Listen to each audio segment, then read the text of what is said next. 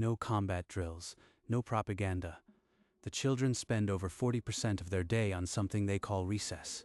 Agent Charlotte, Earth Day 3. What kind of military does not train its young? 7 alien intelligence services had embedded spies in Earth's primary schools to decode human resilience. The first field reports should have described training methods. Instead, they listed recess and juice boxes. This female expects me to teach. She has no fear. The classroom smelled of glue and crayons. A child wept over a broken pencil, and the human teacher knelt to console her. I cannot name the emotion on the teacher's face. It was not discipline. It was something else. High Analyst Varn read the report twice. He had assessed hostile species for decades. This was different. 3 other agents had transmitted similar content. Their handlers dismissed it as cultural noise. Flag all Earth-based communications. I want to know what they are doing to my agents. He did not know that the infection had already taken hold. The infection had begun the moment the missions were authorized. 7 services, 1 agenda: discover the source of human ferocity. They would embed operatives as educators in Earth's primary schools, targeting the creatures before they grew into warriors. Your cover name will be Charlotte. You will replace a substitute teacher in a small coastal town. Observe and report only. She arrived on a yellow school bus, its very color a statement of harmlessness. The autumn air stuck to her gray skin. Inside, a human female, with paint-stained hands and a voice like warm liquid, intercepted her before she reached the office. You must be the new sub. I am Mary. The kids are going to love you. You've got such kind eyes. She compliments a species she has never met. This is either weakness or a complex trap. The classroom was a chaos of small bodies and colored paper. Every wall radiated evidence of the human obsession with self-expression. The badge says my name. It is a lie, but these creatures see only the label, not the steel beneath. Mary does not fear me. That is not normal. What does she see that makes her so unguarded? At 10:15, the children shared sliced fruit without negotiation. No rations, no hierarchy. The smallest took the largest piece. They share freely. In my training, we fought for protein.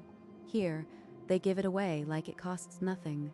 At recess, she expected combat drills. They ran in chaotic circles, inventing games with no adult enforcement. The screaming was laughter. No formation, no obedience tests. This noise would be penalized anywhere else. Yet the teacher smiled. 2 boys argued over a ball. Mary gathered them on a rug. Each child spoke, angry, sad, excluded. Not one tactical term. What did you need in that moment that you didn't get? She asked what he needed. Not his intention, not his failure. Needs, a word that rewires accountability. Mary drew arrows. Evaporation, condensation, precipitation. The children chanted the cycle with their hands, utterly non-military. What advantage does a child gain from knowing clouds? Unless the strategy is not combat, unless the target is something else. By dismissal, 53 activities cataloged. 0 combat preparations. Her training said soft. Her instincts screamed a missing variable. That night, Charlotte transmitted her first structured report. She titled it Daily Schedule Analysis. Today's activities, 45% non-utilitarian. No combat drills observed. The children shared food, sang songs, and discussed feelings. These are not the methods of a warrior culture. What am I missing? Agent Threx reported protective impulses toward his human co-teacher. His handlers dismissed it as field stress. Agent Celis sent a crayon drawing from a child. She called it evidence of early emotional engineering. 3 reports, all describing the same absence of military preparation. The pattern is undeniable. Order, continued observation, but monitor for signs of contamination. He flagged the files with a code that meant unexpected behavior pattern. He did not yet call it love, but the word was already forming in the blank spaces of his intelligence log. I must know what they are doing to my agents. On the third morning, near the swings, a boy named Lucas shoved a classmate to the ground with both hands. No adults saw it happen, except the new substitute. It's my spot. He was in my spot. The child attacked without warning. This is the aggression that makes human adults unstoppable, but it is so small and so visibly frightened. Before the boy could swing again, Mary was beside them, her voice a steady force that cut through the chaos without raising. Lucas, come with me. Let's take a breath. She spoke his name like it was a safe place. Not a designation, a person. For 20 minutes, Mary sat with the boy in the calm-down corner. She didn't lecture. She asked him to draw what he felt, and she waited. Can you tell me what you needed when you pushed him? He laughed at my drawing. They always laugh. I felt something then, a heat behind my eyes that was not anger. I had no word for it, and my training found no file to label it. By nightfall, Charlotte transmitted Incident Report 7. The subject field read Unidentified Psychological Response. She typed with clinical precision. In the unsent margins, she wrote 3 words. I felt something. Subject Lucas, age 8. Engaged in unprovoked strike. Lead teacher employed 20 minutes of verbal negotiation. Result, subject apologized without coercion. This technique warrants immediate analysis. She is starting to sound like one of them. Not tactical, emotional. This is worse than I feared. Handler. I find myself unwilling to report anything that might harm the human I am assigned to. This is irrational. I request guidance. Agent Threx. I am enclosing another child's drawing. I wept when she gave it to me. I do not understand why. There is no tactical value here. Agent Celis, High Analyst Varn placed the 3 reports side by side. The pattern was accelerating. He opened an emergency channel to the Oversight Council. I am requesting immediate withdrawal of all Earth-embedded agents. The contamination risk is now critical. The response came back within the hour, cold and absolute. We invested a decade. You will not abort this mission over field stress. They have no idea what is happening down there. And so the agents remained in place, unpulled, unprotected, already more human than their handlers could calculate. Agent Threx sent his final transmission 3 days later. It was not a report. It was a confession, beamed from a tiny apartment he had come to call home. I have fallen in love with a human. I can no longer complete the mission. I will not return. Celis sent a single file, a video of a kindergarten graduation. The attached note read, I wept. There is no weapon here. I am not coming back. The footage showed children in paper caps singing off-key. The camera lingered on Celis's face, wet with tears, before the feed cut to static. High Analyst Varn received both messages within the same hour. He transmitted them to the Oversight Council with a single word, contamination. 2 agents have openly defected. The remaining report irrational emotions. This mission is compromised. Defection is unacceptable. We will contain this. Contain. Sir, they are not being captured. They are choosing to stay. The humans are not torturing them. Then it is psychological warfare. We will debrief the remaining agents and reassert control. But control was already a fiction. The spies had found something their superiors could not map, measure, or defeat, and it was spreading. Varn opened the private channel to Agent Charlotte. The connection crackled with the distance between worlds and the weight of unauthorized concern. Charlotte, you are to extract immediately. Mission parameters have been compromised. I cannot leave. The children are in the middle of a unit on ecosystems. They need consistency. Consistency. You are an intelligence agent, not a teacher. Threx and Celis have already defected. Defected? The word sounds wrong. They didn't defect. They stayed, like I want to stay. Request a 48-hour extension. I am close to a significant finding. It is not what we expected. She sounds like them now, but if I pull her, we learn nothing. If I let her stay, I may lose her completely. 48 hours. No more. And Charlotte, report anything, no matter how irrational. After the channel closed, Charlotte sat in the dark, the silence of her quarters pressing in. The finding is not a weapon. It is something I am afraid to name, and I am afraid because I want it to be true. The following afternoon, after the children had gone, Mary found Charlotte erasing the board. She paused, a question in her eyes. Charlotte, you've been quiet. Stay for tea? Yes, thank you. They sat in the small teacher's lounge, steam rising from mismatched mugs. You've been watching us like we're a puzzle, but there's no trick, Charlotte. We just try to love them. Love. The word landed in her chest like a physical blow.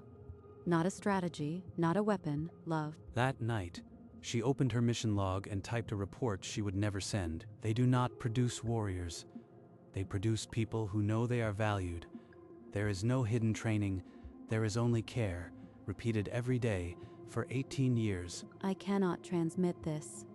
They would call it contamination, but it is the truth. The report remained in her drafts folder, a truth that would rewrite the mission if it ever reached the stars. The following morning, Mary drew circles and divided them into halves, quarters. The children copied her with scrunched faces. Charlotte watched from the back of the room.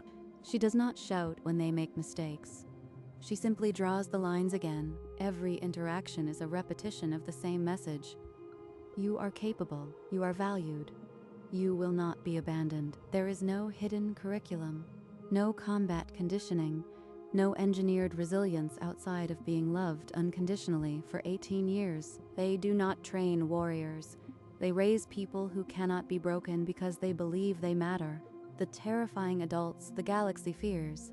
They are just children who were told, "I see you," 1,000 times. The mission framework collapsed. She was not analyzing a threat. She was cataloging a mirror held up to everything her own world lacked. We came to steal a weapon.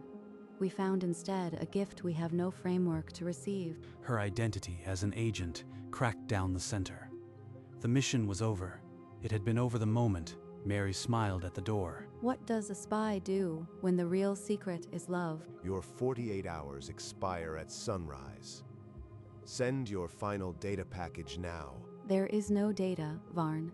Not the kind you want. I found only care. Care is not an intelligence product, Agent. It is the only product that matters. I am returning to deliver my findings in person. The channel closed.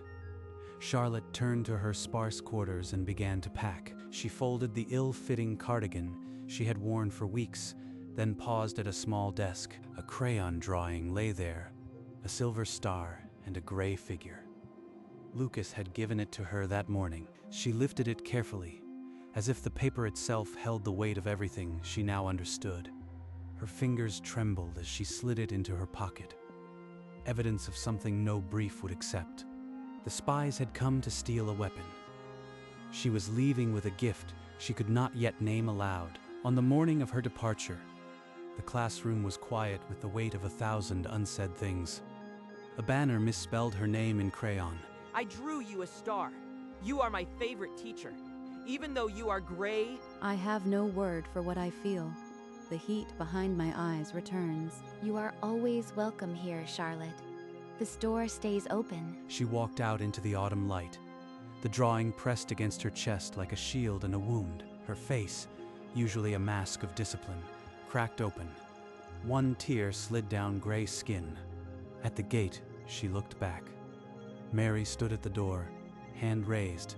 The children waved through windows. I carry this drawing.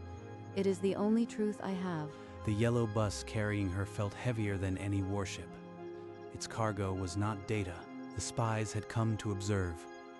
One was leaving with a piece of a child's love in her pocket, and no protocol for what came next. Within the day, Charlotte stood in a white, sterile chamber. The Council of 7 Services watched from behind a transparent wall. Agent Charlotte, your reports were irregular. What did you extract? No super soldier program. Their warriors are produced by 18 years of unconditional love, repeated daily. Love is not a military asset. You are contaminated. Yet their soldiers laugh when dying.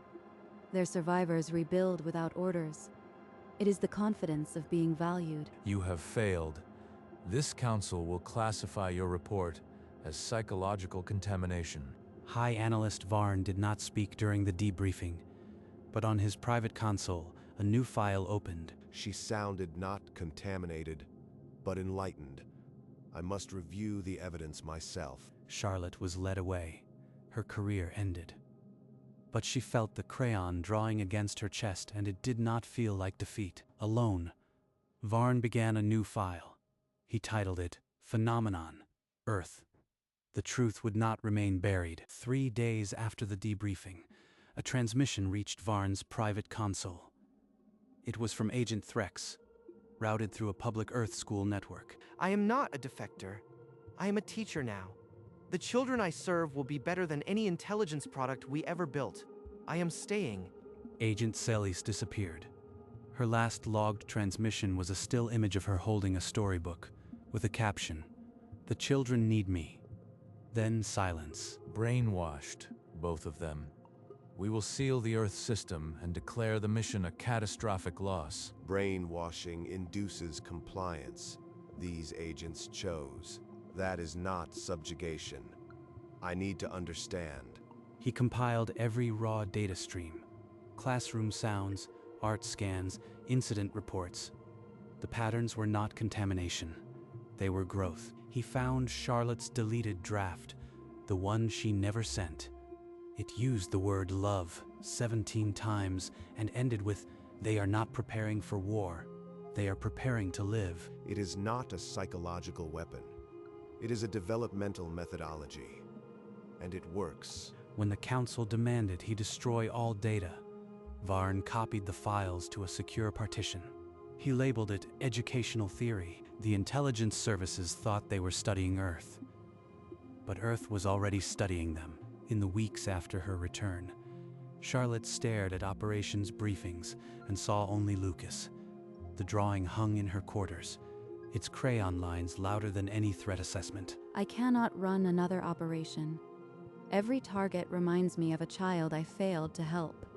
I am no longer a spy. She filed a request form so unusual the system flagged it. Transfer to the Civilian Welfare Division. No field agent had ever done that. Within days, Varn's console pinged with identical requests. 4 more returned agents, all seeking civilian reassignment.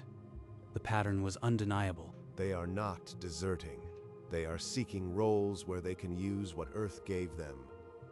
Our finest operatives now want to nurture, not neutralize. The council labeled it mass psychological contamination and sealed the files. But Varn counted the requests and saw a hemorrhage he could not cauterize. Charlotte reported to a low-level community center, where her duties involved reading to alien children. Her file now labeled her educator. This is not the work I was built for, but for the first time since leaving Earth, I can breathe. Varn watched the data stream shrink. Fewer active agents, more civilian transfers. The old services were bleeding, and the wound was Earth. He drafted a private memo he would never send. The human method does not create super soldiers. It creates people who cannot be made to stop caring. This is not contamination. This is evolution. Varn summoned Charlotte to a private room, lined with glowing data screens. She was no longer his agent. She was his only witness. You know, my report was rejected. Why ask again? Because I need to hear it from your voice, not a file. Mary never raised her voice. When Lucas hit someone, she spent 20 minutes helping him understand. He apologized without punishment. I felt something I had never felt before. This is not a tactical report. This is a confession of transformation. After Charlotte left, Varn compiled every report, recording, and deleted draft into a single dossier. He titled it, The Human Foundation. He requested an emergency session with the Oversight Council. Standing before them, he placed the dossier on the central table. You are wasting this council's time. Love is not a strategic asset. Varn did not argue. He simply backed the dossier to his private archive and waited. He had learned patience from a human teacher who spent 20 minutes on one child. He could wait for a galaxy. Within a generation, the council chamber's cold walls were replaced by warm banners reading Education Division in a dozen languages. 5 of 7 intelligence services restructured. Military budgets became teacher training budgets. The shift was so quiet that even the analysts missed it. My secret dossier gathered dust, but the truth leaked through every civilian transfer. The evolution is unstoppable. We came expecting weapons, found snack time. The secret is telling every child they are valued for 18 years. Species that had never known a teacher requested them from Earth. The humans sent their best. In a classroom on a ringed planet, a human teacher explained precipitation to a room of tentacled children, the water cycle. The same diagram Mary drew years ago. Now it spun above a distant sun. The balance of power shifted not through war, but through pedagogy. The galaxy learned to show every child they mattered. We thought they were raising soldiers. They were raising civilization. The spies had come to steal a weapon.